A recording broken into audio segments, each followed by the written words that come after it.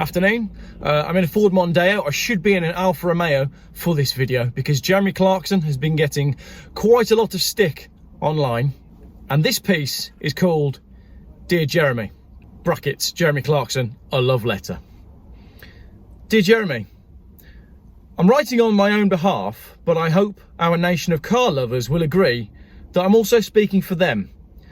On a cold, miserable Monday in January, you posted on your Instagram a lengthy apology, and I wanted to comment on that apology to show my support, but the comments had been turned off, and I was sad. I don't really know the full context of what's gone on, and that has been quite deliberate. The activities of a privileged couple who come from a privileged family who neither live in the real world nor know what it feels like to do so do not interest me. But your apology was quite striking and quite true. You are correct in saying that even the most heartfelt apology would never be enough for those who were shouting the loudest. And when would it be enough? When you're off the air completely, sacked by all outlets, with no network willing to broadcast you? Because I've got something to say about that.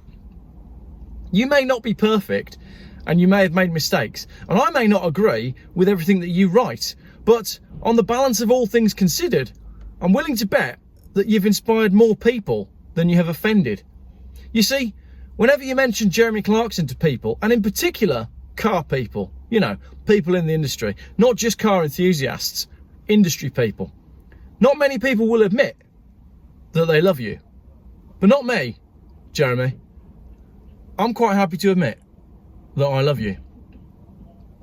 And that's why I'm writing this love letter. Only, of course, it's not a love letter, or it wouldn't have been if you'd left the comments on your Instagram post. Although, I'd imagine if you had, you'd currently be so busy wading through the worms that had come out of the can you'd just opened that you wouldn't have time to read any of my comments anyway. Let me get to the point.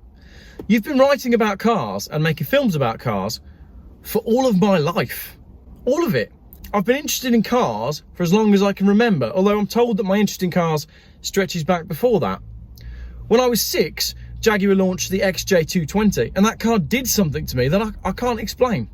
We didn't have a VCR, and 8 PM on a school night was too late, but thankfully, Nanny and Grandpa had a VCR.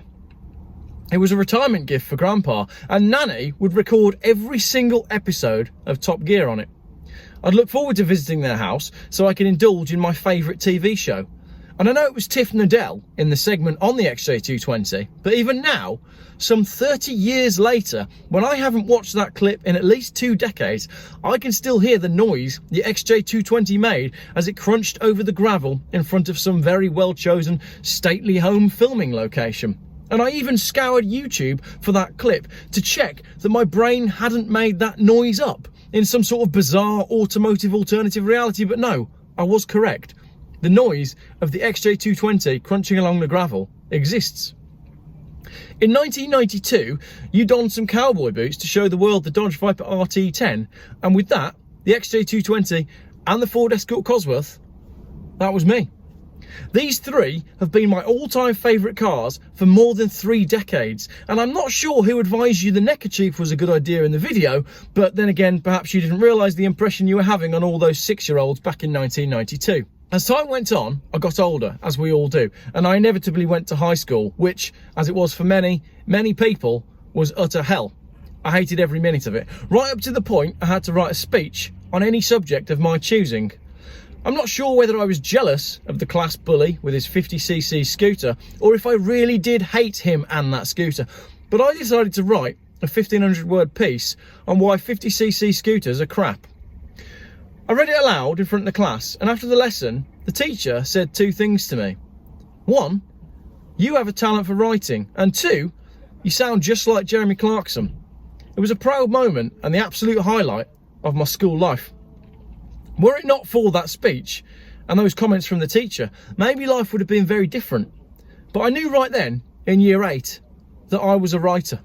I survived high school, I scraped through college, and I went to university, and I was the life and soul of the party. But all of my housemates would know that on a Sunday night, if there was a new episode of Top Gear, I was not to be disturbed. As new Top Gear progressed and got better, so did the nation's love for you and the team, and the chemistry between yourself, Mr. May and Mr. Hammond, and yes, I know you've heard this 1,000 times before, But the timeless on-camera connection that the three of you had, / have, well, it simply can't be faked or replicated. These days, I've got a couple of 3 followers on social media, and around Christmas time, I find myself revisiting the back catalogue of Top Gear specials, and I still belly laugh at the moments that are saved in my memory bank for sad days. I can see you desperately clinging to the underside of an overturned toy boater, trying to climb up the tyre while the wheel rotates. And of course, most recently, after the move from BBC to Amazon, I cannot tell you the joy it brought to my car-loving, Clarkson-loving heart to watch you lying on a freezing cold jetty in Scotland, genuinely losing it with laughter after Mr. Hammond sunk a small boat. I had to watch the tow bar caravan fail scene 50 times, and I must have rewatched the Africa special, and particularly the moment where your genius improvised handbrake went through the rear windscreen of your E39. As I watched your emotional final episode of the Grand Tour that was broadcast from the tent, I have to admit, I shed a tear. I don't know you, and you don't know me, but somehow, you, Mr. Hammond and Mr. May, and to a lesser degree, Mr. Quinton Wilson and Mr. Tiff Nadell, have been a part of my life since I was a child. And by me, I mean everyone who's my age.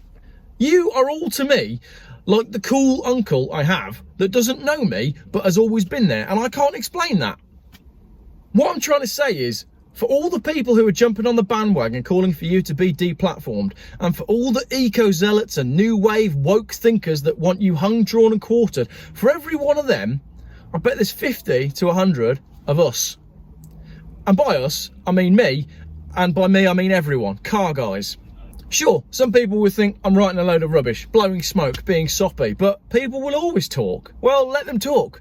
You're not perfect, and I might not agree with everything you say, but now that I have a couple of subscribers, maybe I can reach out and finally say, genuinely, thanks for all the great TV and writing for all over the years, and I mean it.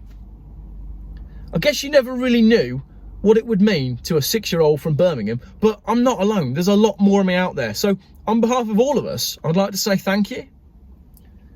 I hope that your good self, Mr. May and Mr. Hammond, are still filming, or at the very least, still recording together when you're all decrepit and old and the government have taken away all of our car keys.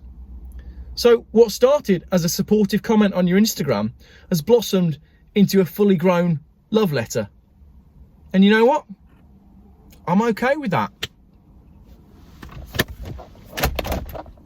Gay! Can't say that anymore.